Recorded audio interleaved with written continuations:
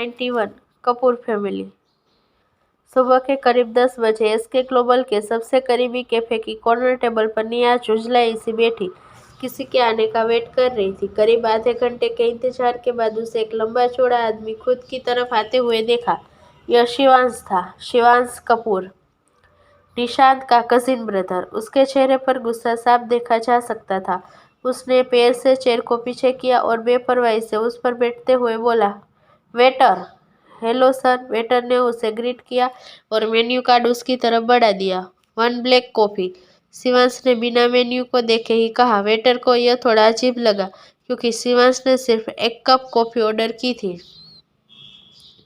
निया को भी यह सुनकर काफी गुस्सा आ रहा था, लेकिन उसने अपने गुस्से को कंट्रोल किया और वेटर से बोला, 1 कोल्ड कॉफी। वेटर के जाने के बाद शिवांश रूडली निया से बोला, बोलो क्या बोला यह है। शिवांश ने आज से पहले निया से कभी भी ऐसे बात नहीं की थी। निया थोड़ी उदास होकर बोली, मुझे तुम्हारी हेल्प चाहिए। हेल्प? शिवांश मिस्टीरियस तरीके से मुस्कुराया, फिर बोला, कैसी हेल्प। निया कुछ देर रुककर बोली, मुझे निशांत चाहिए। निशांत? यह सुनकर कुछ सेकंड के लिए शिवांश कुछ नहीं बोला, फिर एकदम से जोर से हंसने लगा। निया ने एम्बेरेस्ड होकर सिर झुका लिया। मुझे पहले ही लगा था तुम जैसे इतनी बड़ी फैमिली की बेटी किसी दूसरी कंपनी में काम बिना वजह करने तो नहीं आओगी, पर मैं यह नहीं जानता था तुम्हारी नज़र मेरे भाई पर थी। शिवांश निया का मजाक उड़ाते हुए बोला, हाँ यह सच है कि मैंने एसके ग्लोबल सिर्फ निशांत की वजह से ज्वाइन किया है। अब जब तुम मेरी उसे पाने में हेल्प करोगे। निया ने कहा, लेकिन तुम्हारी हेल्प करके मुझे क्या फायदा होगा। शिवांश कॉफी कप में स्पून घुमाते हुए बोला, तुम जो कहोगे मैं करने को तैयार हूँ, बदले में मुझे निशांत चाहिए। निया ने कहा, कुछ भी। शिवांश खतरनाक लुक के साथ बोला, तुम्हें क्या लगता है तुम मुझे क्या दे सकती हो।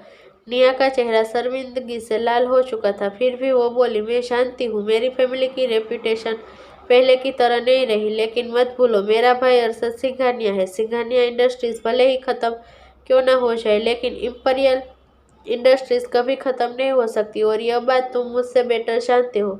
शिवांश ने उसकी बातों को इग्नोर करते हुए कॉफी का एक सिप लेने के बाद कहा, मैं जानता हूँ तुम्हारा भाई अरशद सिंघानिया है, पर शायद तुम नहीं जानती एडी कौन है। तुमने कभी सोचा है आखिर क्या वजह है कि इंडिया का हर एक बिजनेसमैन उसके नाम से डरता है। उसने उंगली उठाई और तुम्हारी फैमिली अर्श से फर्श पर आ गिरी। तुम्हें क्या लगता है अरशद उसके सामने क्या है। मैं मानता हूँ अरशद सिंघानिया एक पावरफुल बिजनेसमैन है, रियल स्टेट का बादशाह है, लेकिन इस वक्त वो कहाँ है। उसने सिंघानिया इंडस्ट्रीज को क्यों नहीं बचाया, सिर्फ इसलिए क्योंकि वो खुद भी जानता है कि एडी के अगेंस्ट जाना मतलब खुद को पूरी तरह से खत्म कर देना। निया को यह सब सुनकर बुरा लगा। उसके 3 भाई थे, लेकिन अभी कोई भी उसका कॉल पिक नहीं कर रहे थे। उसने उदास होकर कहा, इसका मतलब तुम मेरी हेल्प नहीं करोगे, तो फिर अब तक तुम मेरी हेल्प क्यों कर रहे थे। शिवांश हंस दिया और बोला, तुम अभी मुझसे पूछ रही हो। निया दर्द भरी मुस्कान के साथ बोली, ठीक है अब मैं चलती हूँ। उसने कॉफी के पैसे टेबल पर रखे और वहां से जाने लगी। वो घमंडी थी और रूड भी। उसके पास पावर थी, उसने कभी खुद को किसी के सामने झुकाया नहीं, लेकिन अब वक्त बदल चुका था। उसके सभी अमीर दोस्तों ने उसका नंबर ब्लॉक कर दिया था। वो सब उसके साथ सिर्फ इसलिए थे क्योंकि वो सिंघानिया इंडस्ट्रीज के मालिक महेंद्र सिंघानिया की पोती थी। शिवांश भी उसकी हेल्प सिर्फ इसलिए कर रहा था। शिवांश उसे पीछे से जाता घूर रहा था। उसका चेहरा गुस्से से लाल हो चुका था। वो शुरू से चाहता था निया एसके ग्लोबल में आए ताकि वो उससे क्लोज जा सके। उसे वो पसंद थी। वो सिंघानिया इंडस्ट्रीज के जरिए अपने सपनों को पूरा कर सकता था। इसलिए सिंघानिया इंडस्ट्रीज के बर्बादी के बाद वो थोड़ा परेशान था और इसलिए उसने निया से रूडली बात की थी, लेकिन उसने उम्मीद नहीं की थी निया उसकी जगह निशांत का नाम लेगी। वो गुस्से में दांत पीसते हुए बोला, निया तुमने मेरी जगह निशांत को चुनकर अच्छा नहीं किया।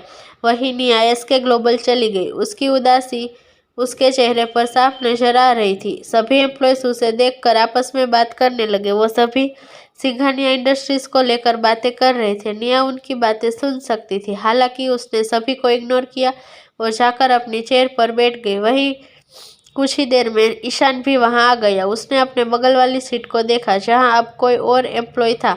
ईशान को यह अच्छा नहीं लगा और वो गुस्से में बोला, तुम्हें यहाँ बैठने को किसने कहा?